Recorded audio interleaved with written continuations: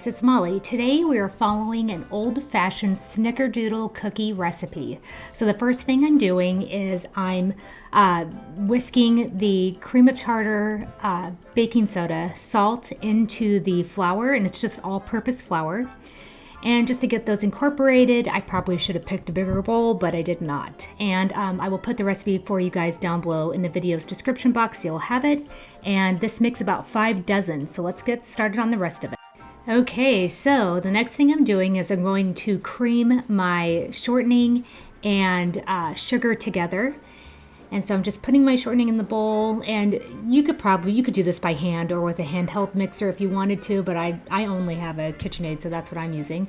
And I don't realize here that I almost dumped the flour in, and then I realized, oh crap, that's not sugar.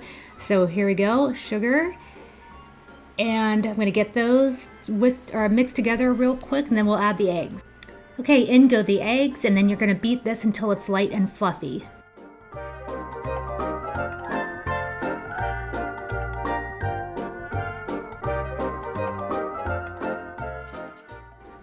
Okay, so I'm going to gradually add the flour mixture while mixing at low speed.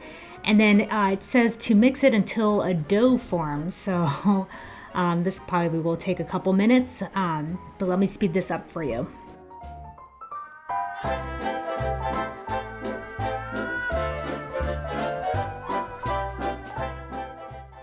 All right, so I'm just adding the rest of the flour, and then it's on to the next step. Okay, so the recipe says to chill the dough until it's easy to handle, but it doesn't specify approximately how much time that'll be, so maybe an hour, I'm not sure. So I'm just gonna put it in a Tupperware here, and then I'm gonna stick it in the fridge, clean up my house, and then when I come back and preheat my oven, I think it'll be ready to go. So let's get this in the fridge.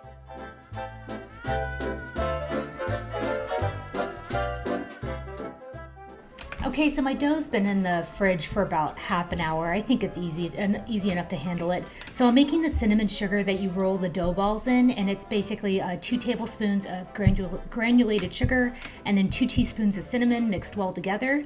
And this looks like a really small amount for me for 5 dozen cookies. I think I might have to make more of this to cover the rest of the dough balls, but we'll see. We shall see. So let's get our dough out. Okay, so the recipe says to make these dough balls about the size of a walnut, so I'm just going to approximate that.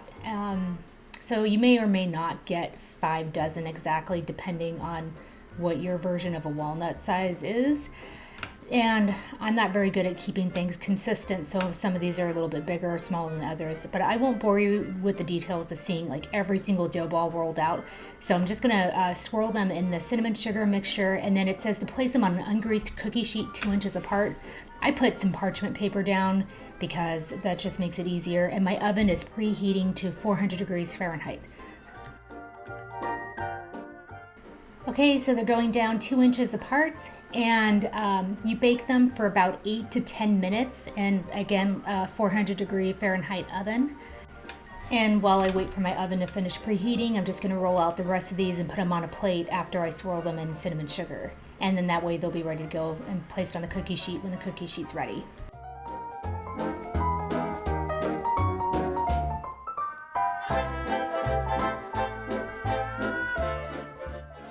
These smell incredible. It smells like Christmas in my house. Delicious. Okay, we're gonna set these on a wire rack to cool, and on to the taste test. All right, Dan's at work, so it's just me. So this recipe, this old-fashioned snickerdoodle cookie recipe, comes from Book of Cookies, which is from 1958. So let's test it out. And these are delicious. This is a classic sugar cookie, snickerdoodle cookie. Kind of tastes like a sugar cookie, but very delicious. It's light and crispy. Mine baked for about 9 minutes. Seriously really good. And as you can see, I need to bake the rest of them. Yeah, these are delicious. And I want to apologize for my absence. I am still making videos. Dan and I are getting married in September, and even though it's a very small family family-only wedding, it's a tremendous amount of stress and work, as I'm sure some of you know. So we've been spending basically all of our free time just planning for that. So that being said, I will do better to get more videos out. But this recipe is great. The recipe will be down below in the video's description box, like I said earlier. So if you want to make these, it'll be right down there for you. And if you have any video suggestions, please leave me a comment and let me know what you would like to see. And I hope to see you guys in the next video. Bye.